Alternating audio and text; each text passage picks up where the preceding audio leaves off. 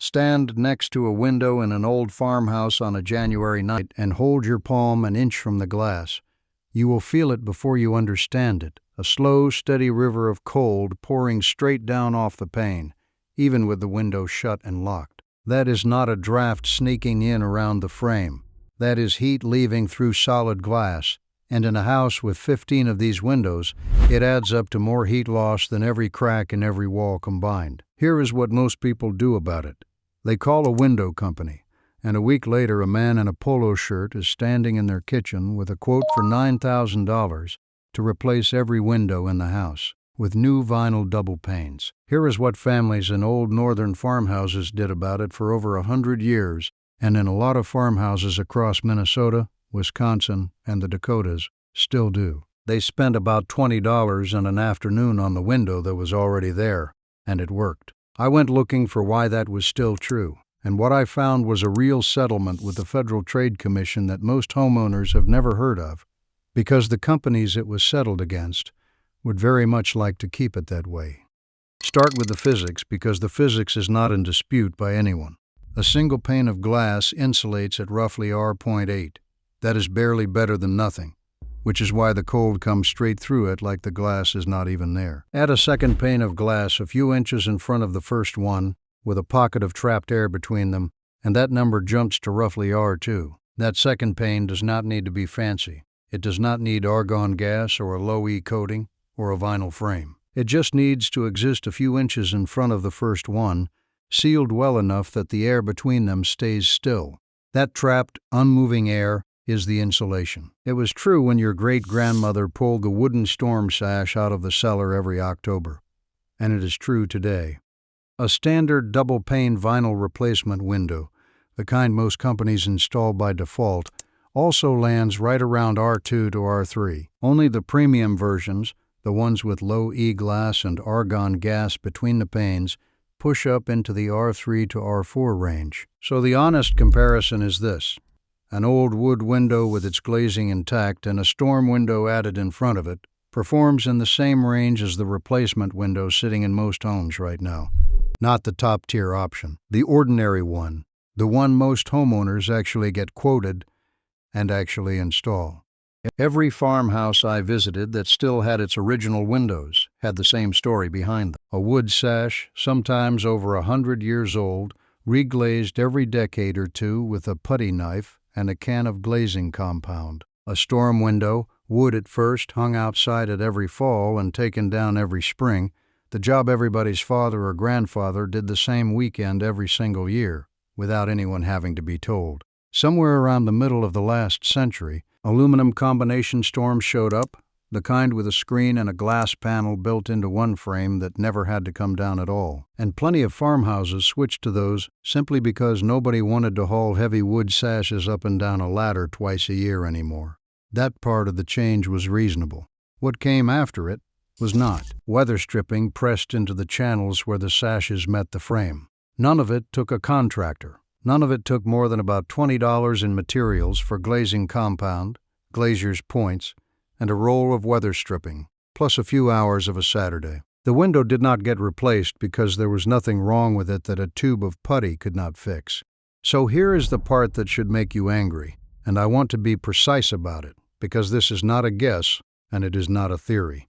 In 2012, the Federal Trade Commission settled charges against 5 window companies: Gorell Enterprises, Long Fence and Home, Sirius Energy, THV Holdings, and Winchester Industries for making deceptive energy savings claims. One of them, Gorell, had promised customers a 40% reduction in their home fuel consumption for both heating and cooling within the first year, backed by a pledge to pay back the difference if it did not happen. The FTC investigated the actual numbers behind claims like that one.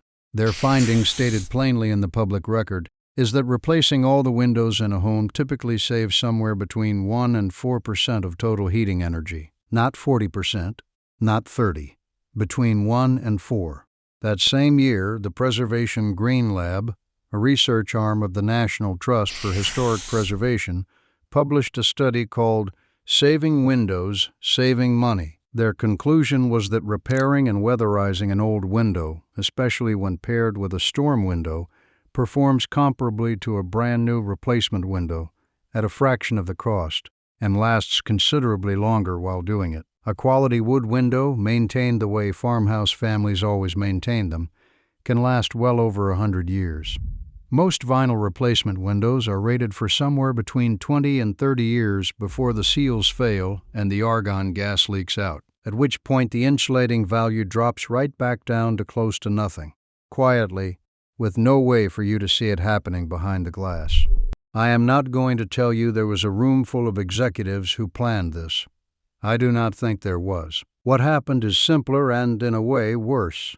A full window replacement job on a typical house runs somewhere around $7,000 to $9,000 today, depending on how many windows you have. One documented restoration project, 4 large original windows repaired and paired with new storm windows, came to $1,580 total. Replacing those same 4 windows with vinyl would have run $3,800. More than double, for a result the FTC itself says performs within a few percentage points of what was already there. A tube of glazing compound and a roll of weather stripping runs about $20 a window.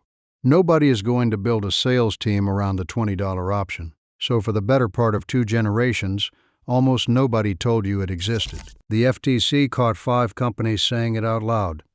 The other side of that industry just never brought it up, and staying quiet was never against any law. If you want to do this yourself, here is exactly what it takes. Go to each window on a dry weekend and press your thumbnail into the glazing putty, holding the glass into the sash. If it is hard, cracked, or missing in places, that is your air leak, and it is also the easiest $15 fix in the house. Score around the old putty with a utility knife, pry it out, press new glazing compound into the channel with a putty knife at a 45-degree angle, and let it cure for about a week before you paint over it. Do that for every window with failing putty, and you have already closed most of your winter draft. Next, press weather stripping, the foam or vinyl kind sold by the roll at any hardware store, into the gaps where the sash meets the frame on both sides, and the bottom.